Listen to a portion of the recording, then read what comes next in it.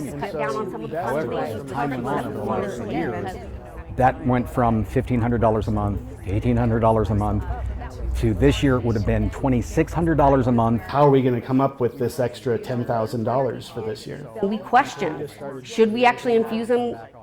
This is going to cost us more money. Like, my life is hostage for this amount of money. I had to come up with a way to come up with my copay. What these 5 individuals have in common is a familiar story for many. Earlier this year, we introduced you to them all. They or an immediate member of their family have a chronic disease and at one point were unable to afford their life-saving medications.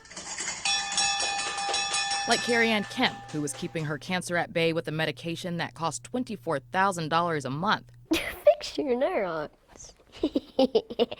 Or 9-year-old Penny Hepworth, whose cystic fibrosis treatments combined are $500,000 a year. They all experience copay accumulation. That's when insurance companies keep the copay assistance meant for a patient and use it for more profit. Naturally supposed that intelligence was a marketable commodity. The assistance a patient would be receiving does not count toward their deductible or out-of-pocket cost. When my nose gets hurt, gets hit very hard, it bleeds. But the complexities of this side of our healthcare system go beyond the copay accumulators that leave patients scrambling to find ways to pay for treatments. So the goal is to get you treated as quickly as we can so that you don't walk out my door without any medicine because you might not come back. Pharmacist and owner of the apothecary shop in Salt Lake City, Kevin DeMoss, is trying to bridge the knowledge gap between what we all know, which is that the cost of life-preserving medications can be exorbitant, but also explain why those prices are so high. And if the phone rings, don't answer it. We were there as he hosted the commissioner of the Federal Trade Commission, Melissa Holyoke, Utah's insurance commissioner, John Pike, and Representative Celeste Malloy. But you also have this option, and that is something you can do now. 100%. All asking questions about medicine's middleman, called pharmacy benefit managers. The PBMs make more money if they use this. Pharmacy benefit managers, or PBMs for short, are groups of mega corporate thinkers hired by insurance companies to help regulate what medications a pharmacy provides for consumers. But sometimes the drugs they choose are not generic brands, which tend to be reasonably priced. And their incentive to manipulate those choices that they're doing is that they consistently pick very expensive medication that they make money on the backside, that they work out rebates with the manufacturers and the health plans to where all of that goes back. It's a money-making, economical thing for them, and it totally pulls away from the healthcare costs at the bottom and totally inflates healthcare costs for our community and for our patients. One of the country's largest pharmacy benefit managers, Express Scripts, recently sued the Federal Trade Commission for what they say are false claims. This after the Federal Trade Commission released a report in July about pharmacy benefit managers inflating drug costs. For context, the Federal Trade Commission is an entity created to enforce consumer protection laws that prevent fraud, deception,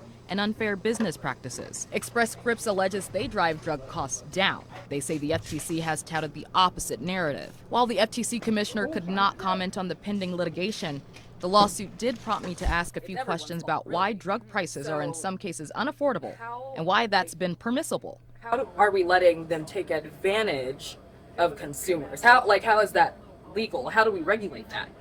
So, why it's so complex? The reason is because there's so many players involved. You have the medication manufacturers, you have the insurance companies, you have plan sponsors, you have the PBMs, the pharmacy benefit managers, the pharmacists, and the consumer, and all of those parties are involved in making those decisions. There's different incentives from plan sponsors versus the drug manufacturers. And then also the pricing mechanisms, from what we understand, we're still trying to understand how some of that works. DeMoss says we need PBM reform, but to get there, the FTC has to further investigate the practices of PBMs, and the House and Senate need to agree on legislation to stop practices that manipulate the cost of medication. That's what I asked Utah's 2nd Congressional District Representative Celeste Malloy about. So it gets pretty complicated when you start digging into this, because it turns out pharma isn't always aligned with the PBMs either. And at first, when I got into this, we were talking to independent pharmacies, but then the big chain pharmacies also have the same problem.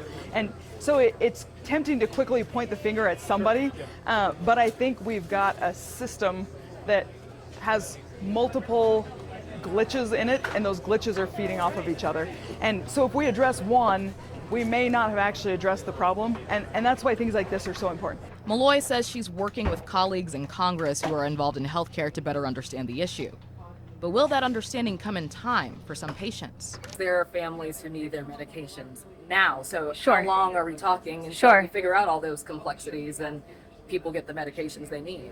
No, absolutely. I mean, that is something we want to make sure we get it right. So we want to make sure that when we study PBMs, that we're looking at the evidence and coming in objectively to understand how consumers are impacted. But yes, they are. This is something that is top of mind, and that's why I think there should be greater emphasis. And I'm encouraging the Federal Trade Commission to make sure that we work and remain focused on looking at this issue. That solution to the issue, Because now some of those plans, not all of them, but some of them are capped at $35. might be right in front of us. If we can delink the cost for the price of that drug to what they're getting reimbursed with a fair price for the provider, with a fair price for the pharmacy, that's the first step, because they're not incentivized economically to pick that drug that's $2,000 more expensive.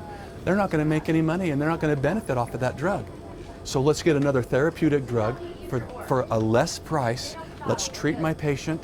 Let's get them on their way to a happy, healthy life with no link between cost of drug and the amount of money that PBM is making. Robin O'Guinye, Fox 13 News, Utah.